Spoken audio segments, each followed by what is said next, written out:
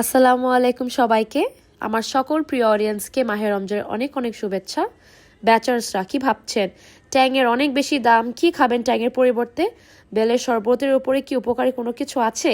ভেজাল মুক্ত একটি ড্রিঙ্ক, তার জন্য আমি নিয়ে নিচ্ছি একটি বেল। যেহেতু আমার ফ্যামিলি মেম্বার কম, এ কারণে আমি একটি বেল নিচ্ছি, আপনারা লাগলে আরও বেশি বেল নেবেন। এভাবে করে আমি হাত থেকে যত ধরনের বিচি এগুলো সরিয়ে নিচ্ছি এবং একটু পানি দিয়ে আমি মিক্সচারটাকে একটু লুজ করে এটার ভিতরে যে ফাইবারগুলো আছে এগুলো আমি রিমুভ করে নিব। আপনারা চাইলে এটা হাত দিয়েও করতে পারেন, তবে স্ট্রেনারের সাহায্যে করলে এটা অনেক অনেক বেশি ভালো হবে। এই যে আমি স্ট্রেন করে নিচ্ছি এবং এই জিনিসটি আমি আমার ড্রিঙ্ক থেকে সরিয়ে নিব।